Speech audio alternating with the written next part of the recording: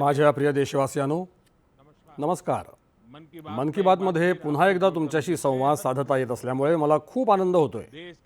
देशाच्या वेगवेगळ्या भागांमध्ये आपले देशवासीय देशहितासाठी, समाजहितासाठी अशा काही विलक्षण गोष्टी करत आहेत की त्याबाबत ऐकल्यावर आपल्याला एक नवीन प्रेरणा मिळते.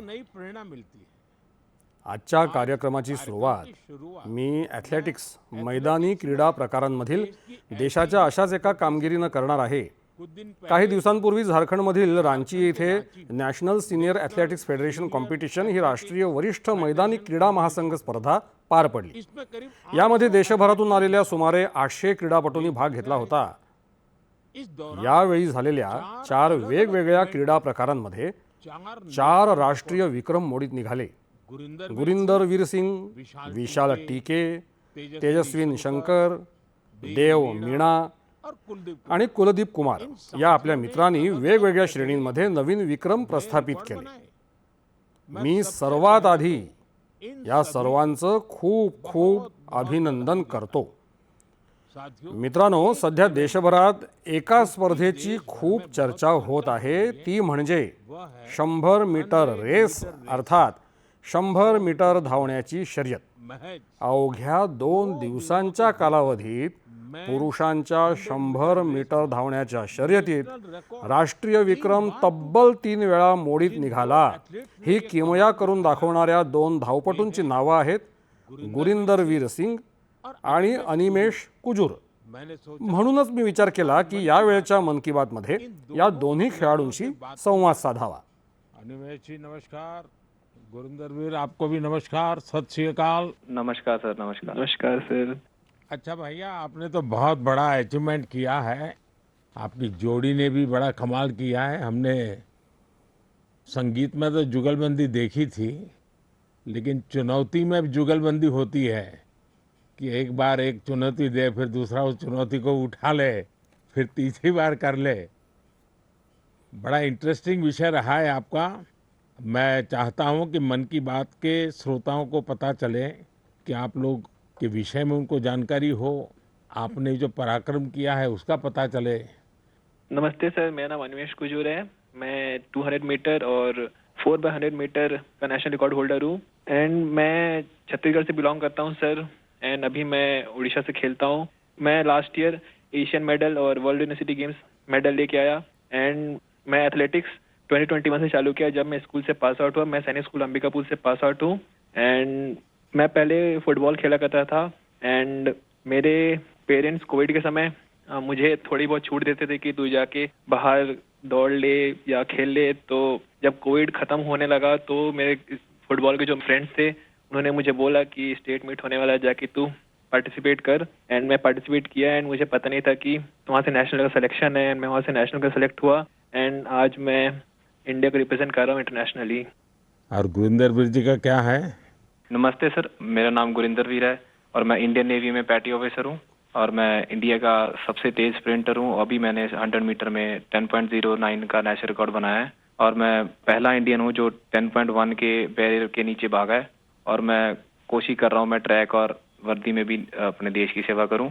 मेरे फादर और मेरे ग्रैंडफादर दोनों स्पोर्ट्स करते थे. तो हमारे इंडिया का कल्चर है, जब भी कोई त्यौहार होता है जैसे दिवाली जैसे नया साल, तो हम अपने घर की सफाई करते हैं. तो मैं अपने फादर की ट्रॉफीज और मेडल्स की सफाई करता था. तो मेरे को वो बहुत अच्छा लगता था. मैं बहुत खुश होता था जब मैं कोई ट्रॉफी साफ करता था. तो मैं पूछता था अभी ये ट्रॉफी कहाँ जीती, ये मेडल कहाँ जीता, ये फोटो कब किया है. तो फिर मेरे को वो अपनी कहानी सुनाते थे भी मैं यहाँ खेलने गया, मैंने ये नेशनल मेडल जीता, ये मैंने अपनी टीम को इतना जिताया. तो फिर मैं भी उनको बोलता था भी मैं भी कोई स्पोर्ट्स करनी है. वो रनिंग करने जाते थे मॉर्निंग में, तो मैं उनको बोलने लगा भी मेरे को भी लेके जाया करो अपने साथ. तो मेरे को लेके जाने लगे, जो उन्होंने अपनी गेम स्पोर्ट्स में सीखा था तो मेरे को सिखाने लगे, तो मेरा इंटरेस्ट बनने लगा। मैंने यूसेन बोल्ट का वर्ल्ड रिकॉर्ड टूटता हुआ देखा। तो एक स्टोरी है ऐसे फनी, मैं अभी टीवी देख रहा था तो मम्मी ने मेरी ने टीवी बंद कर दिया, कही अभी बेटा पढ़ने का टाइम हो गया, आप पढ़ो। तो मैं कभी ठीक, आप मेरे को टीवी नहीं देखने देते, एक दिन ऐसा आएगा आप मेरे को टीवी में ढूंढोगे भी, देखो वो गुरिंदर दौड़ रहा है। तो मेरे को भी खुशी होती है जब मेरी माँ मेरे को टीवी पे दौड़ता हुआ देखती है। वाह वाह वाह, बड़ी शानदार बात है भी आपकी तो। हाँ जी, मिडिल क्लास फैमिली है सर। फिर मेरे फादर वो भी वॉलीबॉल खेलते थे, घर की प्रॉब्लम्स की वजह से उन्होंने अपनी स्पोर्ट्स छोड़ दी। उनका जो सपना पूरा करने वाला रह गया, तो उन्होंने मेरे अंदर वो सपना देखा भी मेरा बेटा वो सपना पूरा करेगा। तो मैं उनसे बातें करता था, फिर सुनता था मिल्खा सिंह इतनी मेहनत करते थे, मैं उनको बोलता था मैं भी एक दिन आपका सपना पूरा करूंगा। तो बोलते सपना पूरा ऐसे नहीं होता, उसके लिए बहुत हार्ड वर्क करना पड़ता है, मेहनत करनी पड़ती है। मिल्खा सिंह जी खून की उल्टियां करते थे, धूप में भागते थे, सारा सारा दिन ट्रेनिंग करते थे। तो वो चीजें मेरे को इंस्पायर करती थी। मेरे फादर मेरे को इंस्पायर करते थे कि मैं भागूंगा अपने देश के लिए मेडल लाऊं, जीतूं। और ये भी था भी जब मैंने इवेंट चूज किया 100 मीटर, सभी मेरे को बोलते थे भी 100 मत करो, 100 इंडियंस का इवेंट नहीं है, इंडियंस की बॉडी 100 मीटर के लिए बनी ही नहीं है। तो मैं और मेरे फादर हमेशा बोलते थे भी गुरिंदर हमने ये चूज किया है, हम इससे पीछे नहीं हटेंगे, जो हमें बोलते हैं भी हम नहीं कर सकते, हम उसको करके दिखाएंगे और तू करके दिखाएगा, मुझे तेरे पे भरोसा है। तो वो भरोसा जब मेरे को मेरे फादर ने मेरे पे किया, तो मैं उस भरोसे को अपनी हिम्मत बना के मैं चला, और मैं आज हर इंडियन बोलता भी इंडियन स्प्रिंट कर। देखिए आप दोनों ने बहुत बड़ा कमाल किया है और सिर्फ 2 दिनों के भीतर आप दोनों ने 3 बार नेशनल रिकॉर्ड तोड़ा है। 100 मीटर रेस में दौड़ना, और जैसा गुरिंदर वीर जी ने कहा कि लोग कहते हैं कि भारत के लोगों का तो बदन इस काम के लिए है ही नहीं, इतना मुश्किल होते हुए भी आपने काम किया। तो ये दोनों से मैं जानना चाहूँगा और मन की बात के श्रोता भी सुनना चाहेंगे कि कौन सा जज्बा था, क्या जीत थी, क्या सोचा था और कैसे कर रहे थे, ये कितना मुश्किल होता है। जी सर, मैं गुरिंदर, मैं जब स्टार्टिंग में सर बहुत स्ट्रगल था, बहुत बार डाउट भी आया कि मैं सही कर रहा हूँ, मैं सही चूज किया, क्योंकि हर बार आप नहीं जीते, कभी कभी आप सीखते हो। जब मैं हारता था, जब मैं सही परफॉर्मेंस नहीं आती थी, कोई इंजरी आ जाती थी, तो मेरे घर वाले मेरे को सपोर्ट करते थे भी कोई नहीं, एक दिन बुरा चला गया, एक साल बुरा चला गया तो इससे जिंदगी खराब नहीं होती, सपने देखना नहीं छोड़ते। तो मेरे कोच ने भी मेरे को ये सिखाया, अगर तू नहीं करेगा तो कोई और नहीं कर पाएगा। तो ऐसे जब हमारी कम्युनिटी, हमारे आसपास के लोग हमें उत्साहित करते हैं, तो हमारा कभी वो मोटिवेशन नहीं टूटता। अनिमेश जी। सर मुझे तो सारे लोग बोलते थे कि जब मैं 2021 में चालू किया एथलेटिक्स, तो मुझे बोलते थे कि देख ये नया नया फील्ड है, तू कर पाएगा कि नहीं। तो मैं बोला कि अब मैं इस फील्ड में घुसा हूँ तो करूंगा ही। मेरे पापा भी हमेशा मुझे बोलते थे कि तू इस फील्ड में घुसा है तो कभी पीछे मुड़ के देखना मत, क्योंकि सोचते तो सभी हैं कि ये करना है वो करना है, बट करके बहुत कमी दिखाते हैं। तू बस इस फील्ड में घुसा है तो इस पे अमल रहना, इस पे आगे बढ़ना है।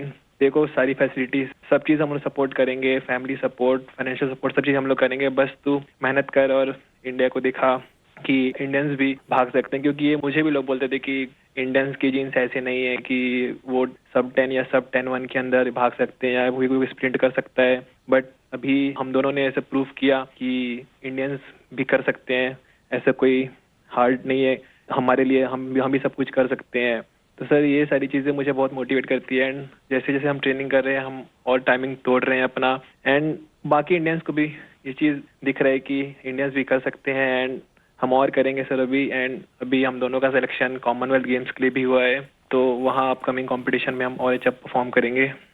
अच्छा देखिए, मेरे मन में भी एक कुतूहल है और लोगों को भी होगा।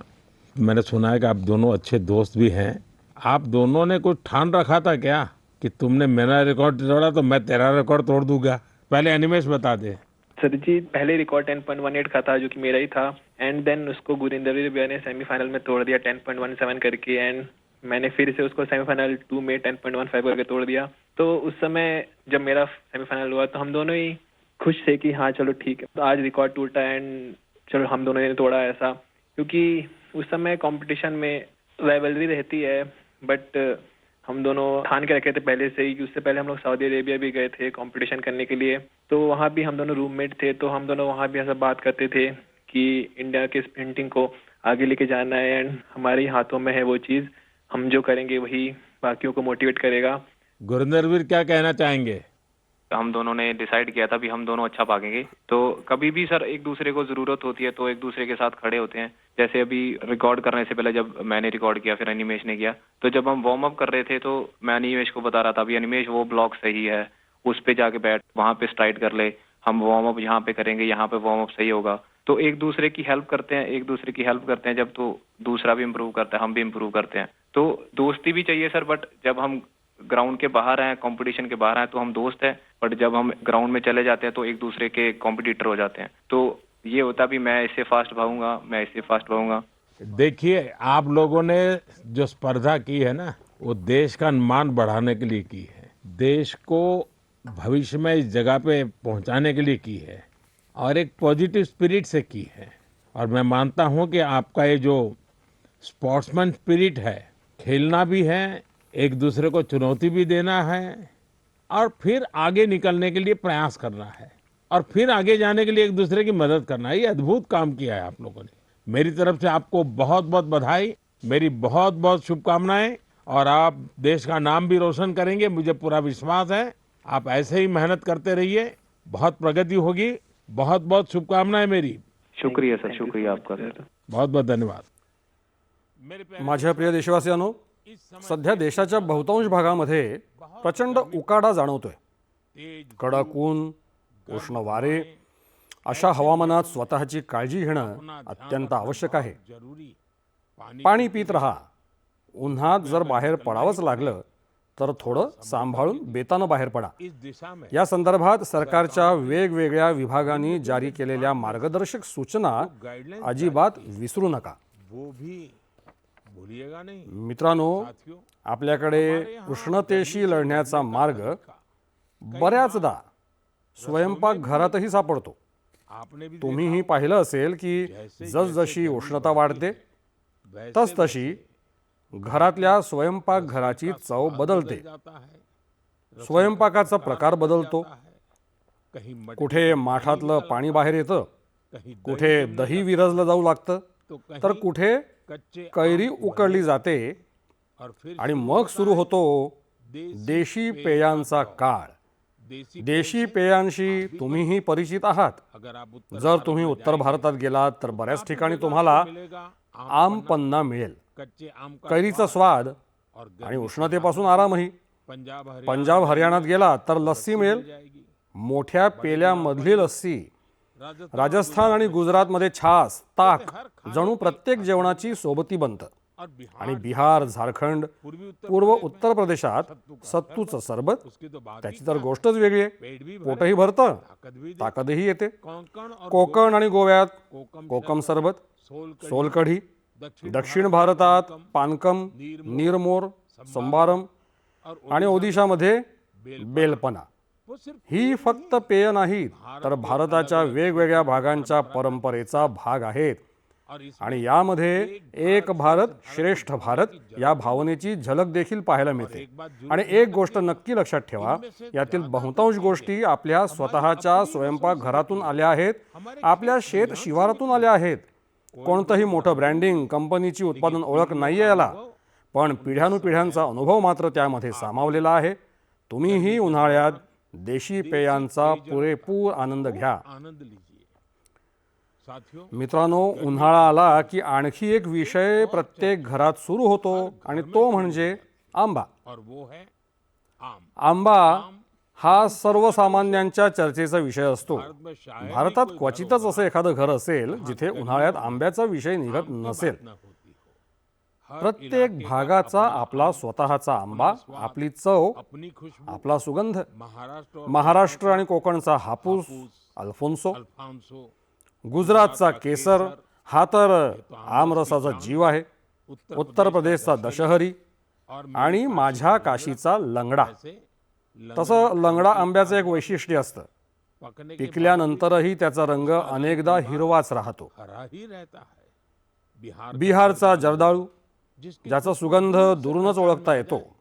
चौसा, चौसा, मालदा, प्रत्येक नावाशी लोकांच्या आठवणी निगडीत आहेत. दक्षिण भारत दक्षिण भारतात गेलात तर बंगनपल्ली, तोतापुरी, नीलम, मलगोवा, बंगालचं हिमसागर, हिमसागर, ओदिशा आणि आंध्र प्रदेशचा सुवर्णरेखा.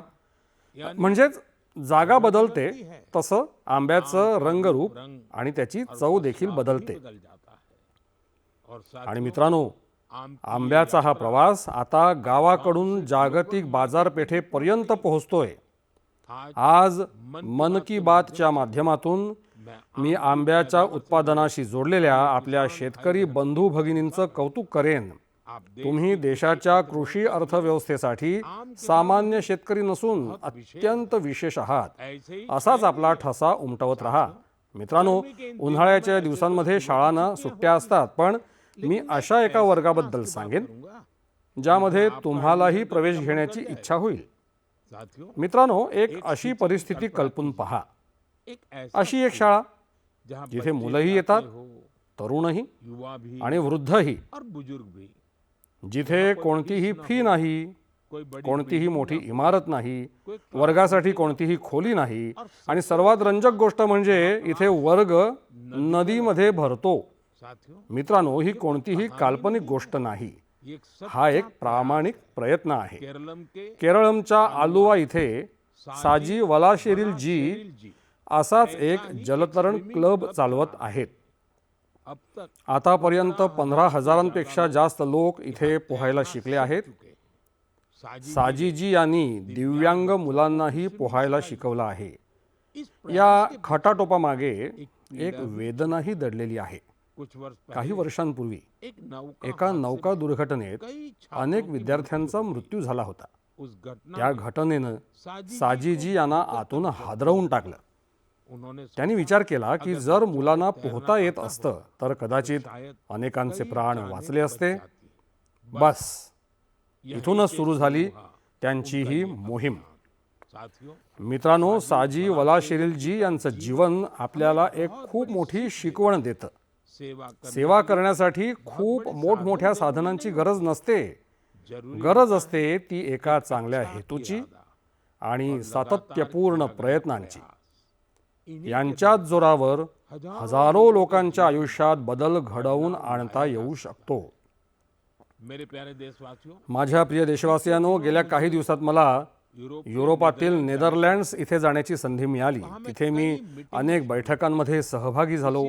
याच दरम्यान घडलेल्या एका क्षणानं प्रत्येक भारतीयाचा ऊर अभिमानानं आणि आनंदानं भरून आला.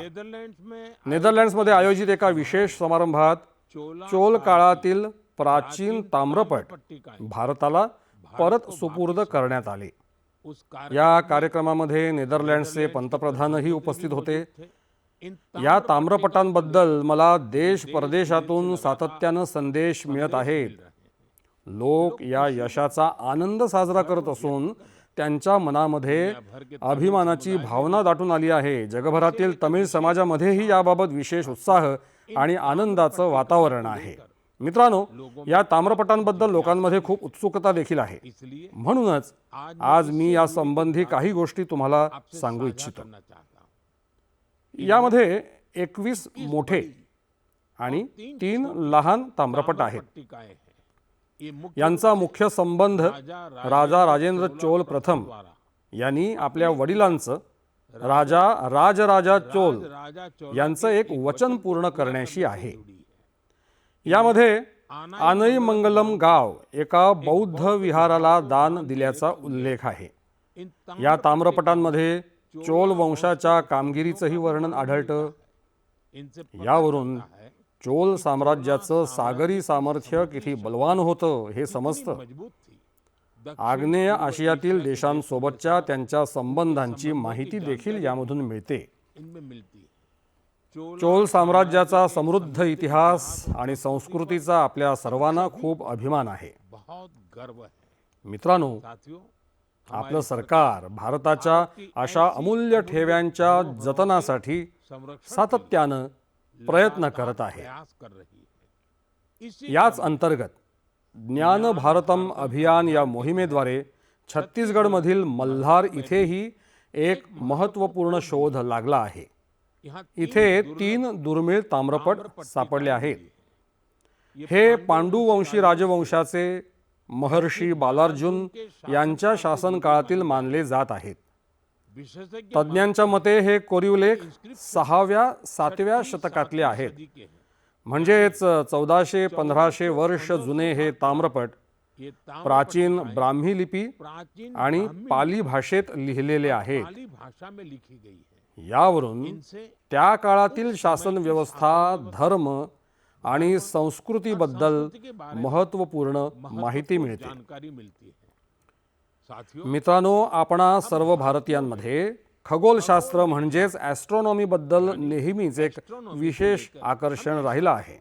विशेष आपल्या देशात आजही हमारे देश शतकानुशतक आज भी जुन्या वेधशाळा अस्तित्वात आहेत. observatories मौजूद है. इथे विलक्षण असे गणितीय शोध लागले आहेत. नेविगेशन नौकानयन असो, पंचांग असो किंवा आपले सण उत्सव, इन या सर्वांचा संबंध आकाश आणि ताऱ्यांशी राहिलेला आहे. हमारे यहाँ आपल्याकडे एस्ट्रोनॉमी खगोलशास्त्रानं प्रत्येक पिढीत कुतूहल जागवलं आहे. उसे एक्सप्लोर पिढीला संशोधनासाठी प्रेरित केलं आहे आणि आजच्या तरुणाईमध्येही याबद्दल मोठा उत्साह पाहायला मिळतो. आजकल हल्ली तुम्हीही पाहत असाल, देखते होंगे देशभर घर में खगोलशास्त्रीय क्लब क्लब्स झपाट्यानं लोकप्रिय होत आहेत.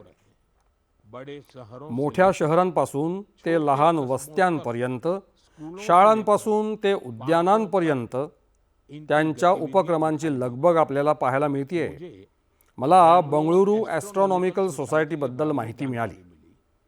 इथे आकाश निरीक्षण सत्र आयोजित केली जातात. इस या संस्थेनं ग्रामीण भागात खगोलशास्त्र लोकप्रिय करण्याची मोहीमही सुरू केली आहे.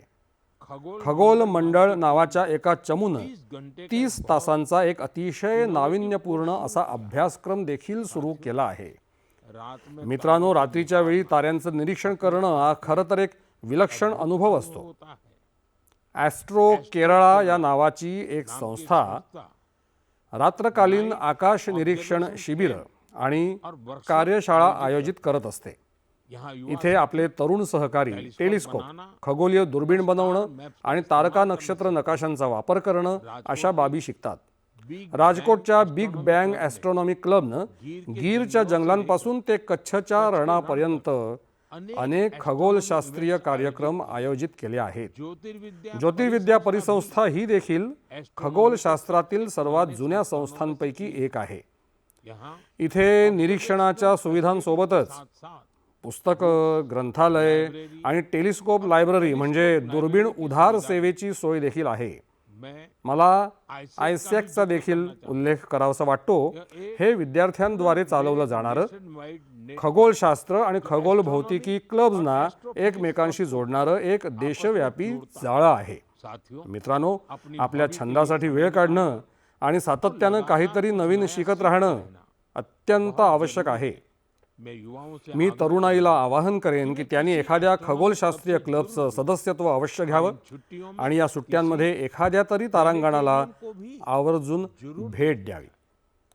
साथियों, मित्रांनो, मन की बात कार्यक्रम जे लोक टीव्हीवर पाहतायत, मी त्यांना सांगेन, मैं उनसे कहूँ एक चित्रफित नक्की पहा. जरूर देखिएगा. ये या चित्रफितीबाबत गेल्या काही दिवसात खूप बोललं गेलंय. यामध्ये काही लोक अतिशय धाडसानं, अत्यंत काळजीपूर्वक गंगा नदीतील एका डॉल्फिन माशाला वाचवण्याचा प्रयत्न करत आहेत. तुम्हाला हे जाणून आश्चर्य वाटेल की या संपूर्ण प्रयत्नात सुमारे 13 तास लागले आणि अखेर तो डॉल्फिन बचावला. बच गई. मित्रांनो, यामध्ये खूप मोठी भूमिका राहिली भारत की भारताच्या पहिल्या गंगा डॉल्फिन रेस्क्यू ॲम्ब्युलन्स या डॉल्फिन सुटका आणि बचाव रुग्णवाहिकेची. उत्तर ही घटना उत्तर प्रदेशातली आहे. तिथे एक गंगा डॉल्फिन कालव्यामध्ये अडकला होता. अशा वेळी नमामि गंगे अभियानांतर्गत बनलेली ही ॲम्ब्युलन्स रुग्णवाहिका त्याच्यासाठी आशेचा किरण बनून पोहोचली. फिर बहुत सावधानी मग खूप काळजीपूर्वक या डॉल्फिनला बाहेर काढण्यात आलं. उसकी त्याची जांच तपासणी झाली, उसका इलाज त्याच्यावर उपचार करण्यात आले आणि त्यानंतर सुरक्षितपणे त्याला राप्ती नदीत सोडण्यात आलं. छोड़ दिया गया. एक प्रकारे सांगायचं झालं तर एक जीव पुन्हा आपल्या घरी परतला. साथियों, मित्रांनो, ही डॉल्फिन सुटका आणि बचाव रुग्णवाहिका खूप खास आहे. इसे तिची रचना एका चालत्या फिरत्या रुग्णालयासारखी करण्यात आली आहे. इसमें यामध्ये डॉल्फिन डॉल्फिनला सुरक्षित ठेवण्याची व्यवस्था आहे, ऑक्सीजन ऑक्सिजनची सुविधा आहे, विशेष विशेष स्ट्रेचर्स आहेत, बचाव के बचावाचं साहित्य आहे. यानी म्हणजेच जर एखादा डॉल्फिन जखमी झाला, कालव्यात अडकला किंवा नदीपासून भरकटला तर त्याला लगेचच मदत केली जाऊ शकते. साथियों, मित्रांनो, जेव्हा आपण गंगा डॉल्फिनला वाचवतो तेव्हा आपण फक्त एका प्रजातीला वाचवत नाही, तर आपण गंगेची जैवविविधता वाचवतो, नदीची संपूर्ण जीवन प्रणाली वाचवतो आणि आपल्या येणाऱ्या पिढ्यांसाठी निसर्गाचा एक अमूल्य ठेवा देखील जतन करतो. माझ्या प्रिय देशवासियांनो, तुमच्यापैकी अनेक लोकांपाशी नदी, तलाव किंवा विहिरीच्या पाण्याशी निगडीत आठवणी नक्कीच असतील.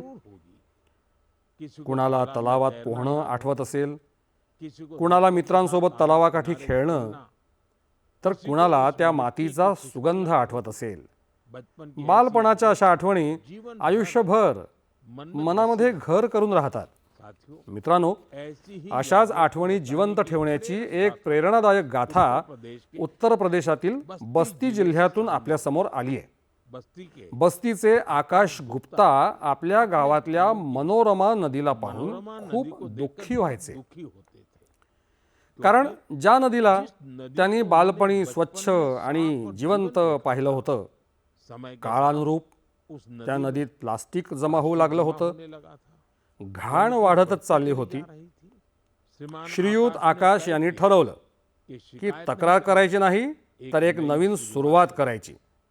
तक्रार नाही, सुरुवात हा मंत्रच बनला. त्यांनी आपल्या मित्रांना सोबत घेतलं. फक्त जाळं होतं, फावडं होतं, टोपली होती आणि सर्वात मोठी ताकद होती काहीतरी बदलण्याचा निर्धार. हे तरुण नदीत उतरायचे, जलपर्णी काढायचे, प्लास्टिक आणि कचरा बाहेर आणायचे. अनेकदा एका दिवसात 50 ते 60 किलोग्रॅम पर्यंत कचरा नदीतून काढला गेला. हळूहळू मनोरमा नदीचा तो भाग पुन्हा स्वच्छ दिसू लागला. आसपासच्या लोकांचं लक्षही या कामाकडे गेलं. लोकांमध्ये स्वच्छतेबाबत जागृती वाढली. मित्रांनो, अशीच एक प्रेरणादायक गोष्ट गोव्यातूनही समोर आली आहे.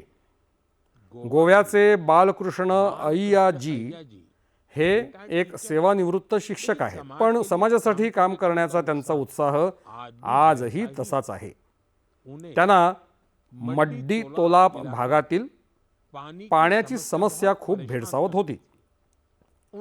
त्यांनी ही समस्या निवारणासाठी काम सुरू केलं. बालकृष्णजी यांनी पाईपलाईन जलवाहिनी टाकण्याच्या कामात महत्त्वपूर्ण भूमिका बजावली. यामुळे अनेक घरांपर्यंत पाणी पोहोचलं. ज्या कुटुंबांना पाण्यासाठी रोज संघर्ष करावा लागायचा, त्यांच्यासाठी हा खूप मोठा दिलासा ठरला. मित्रांनो, गेल्या महिन्यात मला एक खूप चांगला अनुभव आला. याचा संबंध मन की बातशी देखील निगडीत आहे. म्हणूनच आज मला याबाबत तुमच्याशी बोलायचं आहे. तामिळनाडूच्या नागरकोइल इथे माझी एका शिक्षिकेसोबत भेट झाली. सुमारे 3 दशकांपूर्वीही मी त्यांना भेटलो होतो. मी बोलत आहे गिरिजा अम्माजी यांच्याबद्दल. या भेटीदरम्यान काही तरुण विद्यार्थी देखील त्यांच्यासोबत होते. मित्रांनो, गिरिजा अम्माजी सुमारे 15 शाळा चालवतात. यामध्ये चेन्नईचं जयगोपाल गरोडिया हिंदू विद्यालय अत्यंत मुख्य आहे. त्यांची देशभक्तीची भावना प्रत्येक भारतीयाला प्रेरित करणारी आहे. त्यांनी मन की बात मधून प्रेरणा घेऊन देशाच्या अनेक सैनिकांसाठी योगदान देण्याचा संकल्प केला. यासाठी त्यांनी आपल्या सर्व शाळांमधील विद्यार्थ्यांना प्रेरित केलं. त्यांनी मुलांना सांगितलं की त्यांनी वीर जवानांसाठी रोज 1 रुपया योगदान द्यावं. म्हणजेच एका वर्षात हर स्टूडेंट प्रत्येक विद्यार्थ्याच्या वतीनं 365 रुपये जमा झाले. या छोट्या छोट्या योगदानातून करीब सुमारे 40 लाख रुपये गोळा झाले. गिरिजा अम्मा गिरिजा अम्माजी यांनी या संपूर्ण रकमेचा धनादेश माझ्याकडे सुपूर्द केला. बातचीत के दौरान त्यांच्याशी संवाद साधताना भारत मातेप्रती असलेली त्यांची समर्पण भावना किती गाढ आहे याचा प्रत्यय मला आला. चेन्नई गेल्या वर्षी चेन्नईच्या पहिल्या हिंदू विद्यालयानं आपली 50 वर्ष पूर्ण केली आहेत. देश की देशाचं शिक्षण आणि सांस्कृतिक गौरव पुढे नेण्यात या शाळांच्या जाळ्याची भूमिका अत्यंत प्रशंसनीय आहे. मी या उपक्रमाशी निगडीत सर्व लोकांचं बधाई देता हूं. खूप खूप अभिनंदन करतो आणि आपल्या वीर सैनिकांसाठी योगदान दिलेल्या विद्यार्थ्यांचंही विशेष कौतुक करतो. साथियों, मित्रांनो, भारतातल्या प्रत्येक गावात, प्रत्येक शहरात काही ना काही असं घडत असतं जे आपल्याला प्रेरणा देऊन जातं. कई बार अनेकदा अशा प्रयत्नांची फारशी दखल घेतली जात नाही किंवा त्यांची व्यापक चर्चा होत नाही. मात्र जेव्हा या उपक्रमांविषयी आपल्याला माहिती मिळते तेव्हा एक विश्वास अधिक दृढ होतो. आपला देश हा आपल्या नागरिकांच्या सामर्थ्य, जिद्द आणि कर्तृत्वाच्या बळावरच पुढे वाटचाल करतोय. माझी तुम्हा सर्वांना मनापासून विनंती आहे की आपल्या आसपास घडणाऱ्या अशा चांगल्या उपक्रमांचा शोध अवश्य घ्या. समाजहितासाठी कार्य करणाऱ्या व्यक्तींना ओळखा, त्यांच्या कामाचं कौतुक करा, त्यांच्याकडून शिका आणि शक्य असल्यास स्वतः देखील एखाद्या विधायक उपक्रमात सहभागी व्हा. पुढील महिन्यात मन की बातच्या आणखी काही प्रेरणादायक गाथा घेऊन मी पुन्हा तुमच्याशी संवाद साधेन. खूप खूप आभार. नमस्कार.